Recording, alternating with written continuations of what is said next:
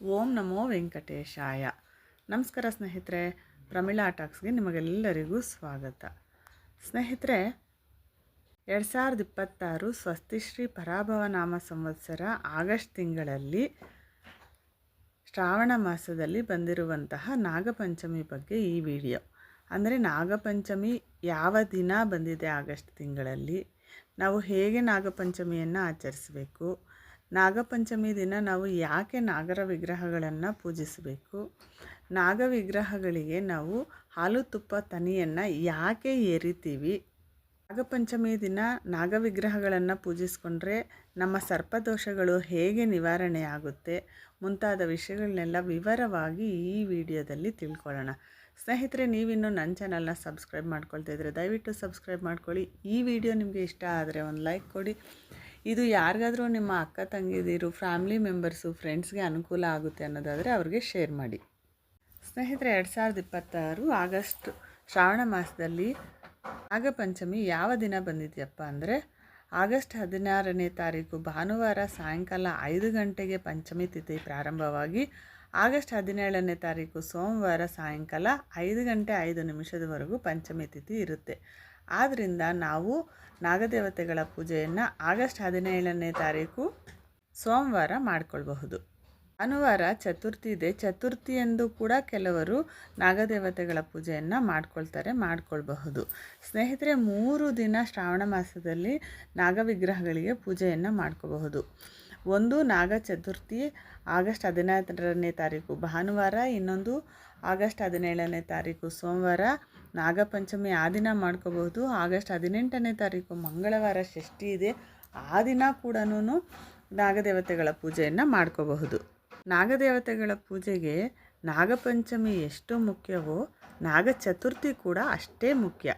ನಾಗಪಂಚಮಿಯಂದು ಯಾರು ಶ್ರದ್ಧಾಭಕ್ತಿಯಿಂದ ನಾಗದೇವತೆಗಳನ್ನು ಪೂಜಿಸ್ತಾರೋ ಅವರ ಸರ್ಪದೋಷಗಳು ತೊಲಗಿ ಹೋಗ್ತವೆ ಅಂತ ಪುರಾಣಗಳು ಹೇಳ್ತವೆ.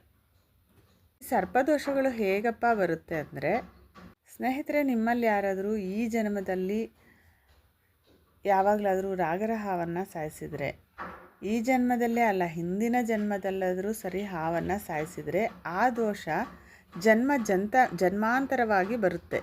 ನೀವೇ ಅಲ್ಲ, ನಿಮ್ಮ ವಂಶದಲ್ಲಿ ನಿಮ್ಮ ಅಪ್ಪ, ನಿಮ್ಮ ತಾತ, ಮುತ್ತಾತ ಯಾರಾದರೂ ಸರಿ ಹಾವುಗಳನ್ನು ಸಾಯಿಸಿದರೆ ಆ ಸರ್ಪದೋಷ ನಿಮಗೂ ನಿಮ್ಮ ಮಕ್ಕಳಿಗೂ ಬರುತ್ತೆ.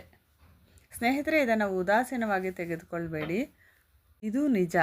ಸರ್ಪದೋಷ ತಲಾಂತರಗಳಿಗೆ ಬರುತ್ತೆ.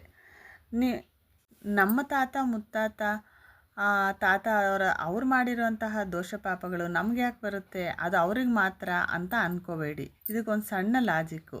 ನಿಮ್ಮ ಅಪ್ಪ, ತಾತ, ಮುತ್ತಾತ ಬಿಟ್ಟು ಹೋದ ಆಸ್ತಿಯನ್ನು ನೀವು ಅನುಭವಿಸ್ತಾ ಇದ್ದೀರ ತಾನೇ. ಇದು ನಮ್ಮ ಅಪ್ಪನ ಆಸ್ತಿ, ತಾತನ ಆಸ್ತಿ, ಇದಕ್ಕೆ ನಾನೇ ವಾರಸ್ದಾರ ಅಂತ ಅನುಭವಿಸ್ತಾ ಇದ್ದೀರ ಅಲ್ವಾ. ಹಾಗೆಯೇ ಅವರ ಪಾಪಕರ್ಮಗಳಿಗೂ ಕೂಡ ನೀವೇ ವಾರಸುದಾರರು. ಅವುಗಳ ಫಲಗಳನ್ನು ಕೂಡ ನೀವೇ ಅನುಭವಿಸ್ತೀರ. ಯಾಕೆಂದರೆ ಇದು ಅಪ್ಪನ ಆಸ್ತಿ, ತಾತನ ಆಸ್ತಿ, ನನಗೆ ಬೇಡ ಅಂತ ನೀವು ಬಿಟ್ಬಿಡಲ್ಲಲ್ವಾ. ಅದೇ ರೀತಿ ಆ ಆಸ್ತಿ ಹೇಗೆ ನಿಮಗೆ ತಲಾಂತರಗಳಿಂದ ನಿಮ್ಮ ಆಸ್ತಿಗೆ ನೀವು ವಾರಸುದಾರರೋ ಅದೇ ರೀತಿ ಅವರ ಪಾಪಕರ್ಮಗಳಿಗೂ ನೀವೇ ವಾರಸುದಾರರು. ಈಗ ಅರ್ಥ ಆಯ್ತಾ ತಲಾಂತರಗಳವರೆಗೂ ಸರ್ಪದೋಷಗಳು ಹೇಗೆ ಬರುತ್ತೆ ಅಂತ. ನಿಮ್ಮ ಅಪ್ಪ, ತಾತ, ಮುತ್ತಾತ ಯಾರಾದರೂ ನಾಗಸರ್ಪಗಳನ್ನು ಸಾಯಿಸಿದರೂ ಅದರ ದೋಷ ನಿಮಗೆ ಮತ್ತು ನಿಮ್ಮ ಮಕ್ಕಳಿಗೆ ಬರುತ್ತೆ. ಹೀಗೆ ಅವರು ಮಾಡಿರುವಂತಹ ತಪ್ಪುಗಳಿಗೂ ನಿಮಗೆ ಸರ್ಪದೋಷಗಳು ಬರುತ್ತೆ. ಇದನ್ನು ನಿವಾರಣೆ ಮಾಡ್ಕೋಬೇಕು ಅಂತಂದರೆ ಏನಿಲ್ಲ ಸ್ನೇಹಿತರೆ, ಪ್ರತಿ ತಿಂಗಳು ಬರುವಂತಹ ಹುಣ್ಣಿಮೆ, ಪಂಚಮಿ, ಷಷ್ಠಿ ದಿನಗಳಂದು ನಿಮಗೆ ಸಾಧ್ಯವಾಗುವಂತಹ ಪ್ರತಿ ಭಾನುವಾರ ಮತ್ತು ಮಂಗಳವಾರಗಳಂದು ನಾಗದೇವತೆಗಳ ಪೂಜೆಯನ್ನು ಮಾಡ್ಕೊಳ್ತಾ ಇದ್ದರೆ ನಿಮಗಿರುವ ಸರ್ಪದೋಷ, ನಾಗದೋಷಗಳು ಕಡಿಮೆ ಆಗುತ್ತೆ, ಸಂಪೂರ್ಣವಾಗಿ ತೊಲಗಿ ಹೋಗುತ್ತೆ. ಅದರಲ್ಲೂ ಶ್ರಾವಣ ಮಾಸದಲ್ಲಿ ಬಂದಿರುವಂತಹ ನಾಗಪಂಚಮಿಯಂದು ನೀವು ನಾಗದೇವತೆಗಳನ್ನು ಆರಾಧಿಸಿದ್ರೆ ನಿಮ್ಮ ವಂಶದಲ್ಲಿರುವಂತಹ ನಾಗದೋಷಗಳು ನಿವಾರಣೆ ಆಗ್ತವೆ. ಆದ್ದರಿಂದನೇ ಸೋಮವಾರ ಅಂದರೆ ಆಗಸ್ಟ್ 17ನೇ ತಾರೀಕು ಸೋಮವಾರ ಬಂದಿರುವಂತಹ ನಾಗಪಂಚಮಿಯ ದಿನ ನೀವೆಲ್ಲ ನಾಗ ವಿಗ್ರಹಗಳನ್ನು ಪೂಜಿಸ್ಕೊಳ್ಳಿ. ಈ ಸಲ ನಾಗಪಂಚಮಿ ಸೋಮವಾರ ಬಂದಿದೆ. ನಾಗದೇವತೆಗಳು ಶಿವನ ಗಣಗಳಾಗಿರೋದ್ರಿಂದ ಶಿವನ ಅನುಗ್ರಹ ಕೂಡ ದೊರೆಯುತ್ತೆ. ಸೋಮವಾರ ಪುರಾಣಗಳಲ್ಲಿ ಶಿವನಿಗೆ ಸೋಮವಾರವನ್ನು ಅರ್ಪಿಸುವುದರಿಂದ ಸೋಮವಾರ ನಾಗ ಪಂಚಮಿ ಬಂದಿದೆ. ಈ ದಿನ ಬಹಳ ಶ್ರೇಷ್ಠ. ದಯವಿಟ್ಟು ಎಲ್ಲರೂ ನಾಗ ವಿಗ್ರಹಗಳಿಗೆ ಪೂಜೆಯನ್ನು ಮಾಡಿಕೊಳ್ಳಿ. ಹೆಣ್ಣು ಹೊನ್ನು ಮಣ್ಣು ಒಲಿದು ಬರಬೇಕು ಅಂದರೆ ನಮಗೆ ನಾಗದೇವತೆಗಳ ಆಶೀರ್ವಾದ ಇರಲೇಬೇಕು. ಹಾಗಾದರೆ ಹೇಗೆ ನಾಗದೇವತೆಗಳನ್ನು ಪೂಜೆ ಮಾಡ್ಕೋಬೇಕು ಅನ್ನೋದನ್ನು ತಿಳ್ಕೊಳ್ಳೋಣ. ಸ್ನೇಹಿತರೆ, ಬೆಳಗ್ಗೆ ಬೇಗ ಎದ್ದು ಮನೆಯಲ್ಲಿ ಮುಂದೆ ಎಲ್ಲ ಸಾರಿಸಿ ರಂಗೋಲಿ ಹಾಕಿ ಮನೆಯನ್ನೆಲ್ಲ ಶುಭ್ರ ಮಾಡಿಕೊಂಡು ತಲೆ ಸ್ನಾನವನ್ನು ಮಾಡ್ಕೊಳ್ಳಿ.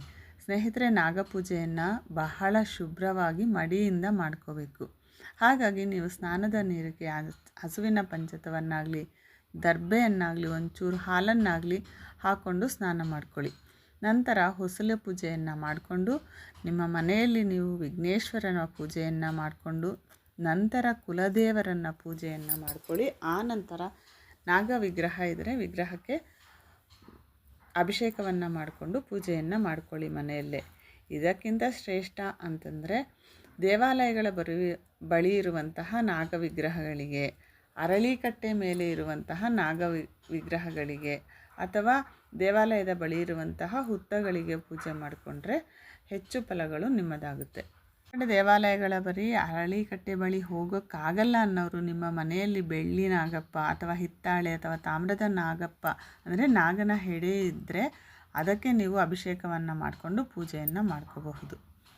ಇನ್ನು ನೀವು ಅರಳಿಕಟ್ಟೆ ಹತ್ರ ಇರುವಂತಹ ನಾಗ ವಿಗ್ರಹಗಳಿಗೆ ಪೂಜೆ ಮಾಡ್ಕೊಳ್ತೀವಿ ಅಂದರೆ ಏನೇನು ತಗೊಂಡೋಗ್ಬೇಕಪ್ಪ ಅಂತಂದರೆ ಅರಿಶಿನ, ಕುಂಕುಮ, ಹೂ, ಅಕ್ಷತೆ, ಗೆಜ್ಜೆ ವಸ್ತ್ರ, ಅರಿಶಿನ ದಾರ, ಹಣ್ಣು, ಹಾಲು ಮತ್ತು ತುಪ್ಪ. ನೈವೇದ್ಯಕ್ಕಾಗಿ ನೀವು ತಂಬಿಟ್ಟು, ಎಳ್ಳುಂಡೆ, ಕಡಲೆ ಉಸ್ಲಿ, ಕೋಸಂಬರಿ, ಪಾನಕ ಇವುಗಳಲ್ಲಿ ಯಾವುದು ನೈವೇದ್ಯಕ್ಕೆ ನಿಮಗೆ ಅನುಕೂಲವಾಗುತ್ತೋ ಮಾಡ್ಕೊಳ್ಳೋಕ್ಕೆ ಅದನ್ನು ಮಾಡಿಕೊಂಡು ತೆಗೆದುಕೊಂಡು ಹೋಗಿ. ಈ ಕಟ್ಟೆ ವಿಗ್ರಹಗಳ ಹತ್ರ ಹೋಗಿ ಮೊದಲು ಆ ವಿಗ್ರಹಗಳನ್ನು ಸ್ವಚ್ಛವಾದ ನೀರಿನಿಂದ ತೊಳೀರಿ. ನಂತರ ನೀವು ವಿಗ್ರಹಗಳಿಗೆ ಹಾಲಿನ ಅಭಿಷೇಕವನ್ನು ಮಾಡಿಕೊಳ್ಳಿ. ಆ ನಂತರ ನೀವು ವಿಗ್ರಹಗಳಿಗೆ ಮತ್ತೆ ನೀರನ್ನು ಹಾಕಿ ತೊಳೆದು ಅರಿಶಿನ, ಕುಂಕುಮ, ಗಂಧದ ಬೊಟ್ಟುಗಳನ್ನು ಇಟ್ಕೊಳ್ಳಿ. ನಂತರ ಹೂವನ್ನು ಹಾಕ್ಕೊಂಡು ಹೂವನ್ನು ಇಟ್ಟು ಅಲಂಕಾರವನ್ನು ಮಾಡ್ಕೊಳ್ಳಿ. ನಂತರ ಗೆಜ್ಜೆ ವಸ್ತ್ರವನ್ನು ವಿಗ್ರಹಗಳಿಗೆ ಸಮರ್ಪಿಸಿ ಚಿನ್ನದ ಹಸಿ ದಾರದಿಂದ 16 ಸುತ್ತು ವಿಗ್ರಹಗಳಿಗೆ ಅರಿಶಿನ ದಾರವನ್ನು ಸುತ್ತಿ ಗಂಧದ ಕಡ್ಡಿಗಳನ್ನು ಹಚ್ಕೊಂಡು ಪೂಜೆ ಮಾಡಿ ನಂತರ ನೀವು ಹಾಲು ತುಪ್ಪವನ್ನು ತನಿ ಎರಿಬೇಕು. ಸ್ನೇಹಿತರೆ, ನಾಗ ವಿಗ್ರಹಗಳಿಗೆ ಹಾಲು ತುಪ್ಪವನ್ನು ತನಿ ಯಾಕೆ ಎರಿತಾರೆ ಅಂತ ಗೊತ್ತಾ ನಿಮಗೆ? ಇದಕ್ಕೆ ಒಂದು ಪೌರಾಣಿಕ ಕಥೆ ಇದೆ. ಏನಪ್ಪ ಅದು ಅಂತಂದರೆ, ಸಮುದ್ರ ಮಂಥನದ ಸಮಯದಲ್ಲಿ ಶಿವನ ಕೊರಳಿನಲ್ಲಿರುವ ವಾಸುಕಿಯನ್ನು ದೇವತೆಗಳು ಮತ್ತು ರಾಕ್ಷಸರು ಹಗ್ಗವಾಗಿ ಉಪಯೋಗಿಸಿ ಸಮುದ್ರ ಮಂಥನ ಮಾಡ್ತಾರೆ. ಆಗ ವಾಸುಕಿ ಸರ್ಪದ ಮೈಯೆಲ್ಲ ಗಾಯಗಳಾಗ್ತವೆ. ಆಗ ದೇವತೆಗಳೆಲ್ಲರೂ ವಾಸುಕಿಯ ಮೈಮೇಲಿನ ಗಾಯಗಳೆಲ್ಲ ಬೇಗ ವಾಸಿಯಾಗಲಿ ಅಂತ ಆ ಗಾಯಗಳಿಗೆ ಹಾಲು ಮತ್ತು ತುಪ್ಪವನ್ನು ಹಚ್ತಾರೆ. ಆಗ ವಾಸುಕಿಯ ಗಾಯಗಳು ಬೇಗ ವಾಸಿಯಾಗ್ತವೆ. ಆಗ ವಾಸುಕಿ ಸಂತೋಷದಿಂದ ಒಂದು ವರ ಕೊಡುತ್ತೆ. ಯಾರು ನನಗೆ ಹಾಲು ತುಪ್ಪ ಎರಿತಾರೋ ಅವರ ಸಂಕಷ್ಟಗಳನ್ನು ದೂರ ಮಾಡ್ತೀನಿ, ಅವರ ಸರ್ಪದೋಷಗಳನ್ನು ತೊಲಗಿ ಹೋಗುವಂತೆ ಮಾಡ್ತೀನಿ, ಅವರ ಇಷ್ಟಾರ್ಥಗಳನ್ನು ಈಡೇರಿಸ್ತೀನಿ, ಅವರಿಗೆ ಭೋಗ ಭಾಗ್ಯಗಳನ್ನು ಕೊಟ್ಟು ಅವರ ಎಲ್ಲ ಸಮಸ್ಯೆಗಳನ್ನು ಪರಿಹಾರ ಮಾಡ್ತೀನಿ ಅಂತ ವಾಸುಕಿ ವರ ಕೊಡುತ್ತೆ. ಆದ್ದರಿಂದನೇ ಇಂದಿಗೂ ನಾವು ನಾಗ ವಿಗ್ರಹಗಳಿಗೆ ಹಾಲು ತುಪ್ಪವನ್ನು ತನಿ ಎರಿತೀವಿ. ಸ್ನೇಹಿತರೆ, ಹೀಗೆ ನಂತರ ನಾಗ ವಿಗ್ರಹಗಳಿಗೆ ಹಾಲು ತುಪ್ಪವನ್ನು ತನಿ ಎರೀರಿ. ಆಗ ನೀವು ನಾಗಗಾಯತ್ರಿ ಮಂತ್ರವನ್ನು ಜಪಿಸ್ರಿ. ಅಂದರೆ ಅಲ್ಲೇ ಕುಳಿತುಕೊಂಡು 108 ಬಾರಿ ಜಪಿಸ್ರಿ. ಅಲ್ಲಿ ಜನ ಜಾಸ್ತಿ ಇರ್ತಾರೆ, ಆಗಲ್ಲ ಅಂದರೆ ಅಲ್ಲೇ ಎಲ್ಲನ ಪಕ್ಕದಲ್ಲೇ ಕೂತ್ಕೊಂಡು ಜಪ ಮಾಡಿರಿ. ಅಥವಾ ಮನೆಯಲ್ಲಿ ಪೂಜಿಸ್ಕೊಳ್ಳೋರು ಮನೆಯಲ್ಲಾದರೂ ಹೇಳ್ಕೊಳ್ಳಿ. ನಾಗಗಾಯತ್ರಿ ಮಂತ್ರ ಏನಪ್ಪ ಅದು ಅಂದರೆ, ಓಂ ಭುಜಂಗೇಶಾಯ ವಿದ್ಮಹೆ ಸರ್ಪರಾಜಾಯ ಧೀಮಹಿ ತನ್ನೋ ರಾಜ ಪ್ರಚೋದಯಾತ್ ಅಂತ ಈ ಮಂತ್ರವನ್ನು ನಾಗಗಾಯತ್ರಿ ಮಂತ್ರವನ್ನು 108 ಬಾರಿ ಜಪಿಸಿ. ಅಥವಾ ನೀವು ನವನಾಗ ದೇವತಾ ಸ್ತೋತ್ರವನ್ನು ಕೂಡ ಜಪಿಸಬಹುದು. ಹಾಲು ತುಪ್ಪ ತನೆ ಎರೆದು ನಾಗಗಾಯತ್ರಿ ಮಂತ್ರವನ್ನು ಜಪಿಸಿ ನಂತರ ನಾಗ ವಿಗ್ರಹಗಳಿಗೆ ಕರ್ಪೂರಧಾರತಿಯನ್ನು ಮಾಡಿ ಸ್ನೇಹಿತರೆ, ಮಣ್ಣಿನ ದೀಪಗಳನ್ನು ತೆಗೆದುಕೊಂಡು ಎರಡೆರಡು ಬತ್ತಿಯನ್ನು ಜೋಡಿ ಹಾಕಿ ತುಪ್ಪದ ದೀಪವನ್ನು ಹಚ್ಚಿ ನಾಗದೇವತೆಗಳ ಮುಂದೆ. ನೀವೇನಾದರೂ ಅರಳಿಕಟ್ಟೆ ಮೇಲೆ ಇರುವಂತಹ ನಾಗದ ವಿಗ್ರಹಗಳಿಗೆ ಪೂಜೆ ಮಾಡ್ತಾಯಿದ್ರೆ, ನಾಗ ವಿಗ್ರಹಗಳಿಗೆ ಪೂಜೆ ಮಾಡಿದ ನಂತರ ನೀವು ಅಲ್ಲಿರುವಂತಹ ಅರಳಿ ಮರ ಮತ್ತು ಬೇವಿನ ಮರಗಳಿಗೂ ಅರಿಶಿನ ಕುಂಕುಮ ಹೂವನ್ನು ಇಟ್ಟು ಪೂಜೆಯನ್ನು ಮಾಡಿಕೊಳ್ಳಿ.